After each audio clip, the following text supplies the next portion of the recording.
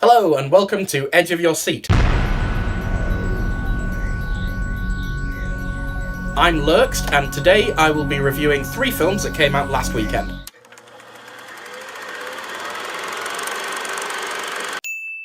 Molly's Game is the new film from Aaron Sorkin, acclaimed writer of A Few Good Men, The West Wing, The Social Network and numerous other projects.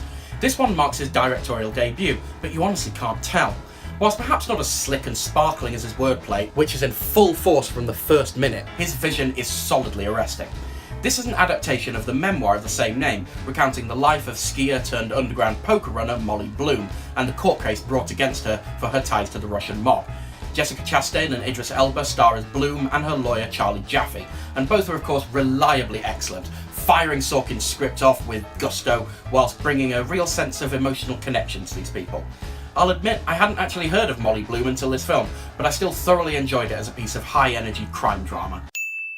I sometimes hear people bemoan the state of cinema today. It's clogged up with superhero films! Where are the old-fashioned westerns? Here's your answer.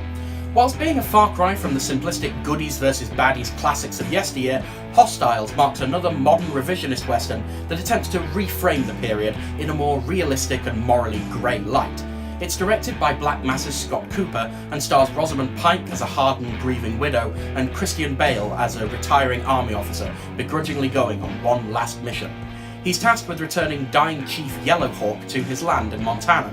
There's bad blood and bigotry between the two men, both at the end of a lifetime of atrocities. I was worried we might be getting another western that paints Native Americans black, or literally red, but there's a deep, slow change at the heart of this film that ultimately breaks down prejudices whilst exploring the emotions behind them. All the Money in the World is Ridley Scott's fictionalised account of the real-life 1973 kidnapping of John Paul Getty III, the 16-year-old grandson of the oil tycoon billionaire he was named for. Despite being essentially the richest man in the world at the time, Getty Sr. consistently refuses to pay the ransom. He likes a good deal, and would rather invest millions in works of art. Despite ostensibly being about the two Gettys, the emotional core of the film lies with the kidnapped boy's mother, Gail, battling the media, local police, and her former father-in-law in her attempts to get her boy home.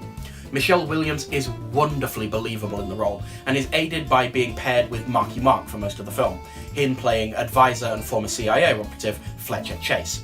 But the standout of the film is Christopher Plummer as Getty Sr. I saw him play Scrooge last month, and here he's the real-life equivalent. Heartless but compelling, almost understandable in his monstrousness.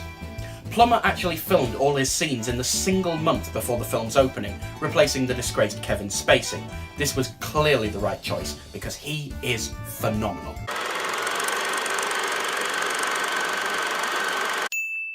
Three Billboards Outside Ebbing, Missouri is the new dark comedy drama from writer-director Martin McDonagh of In Bruges fame.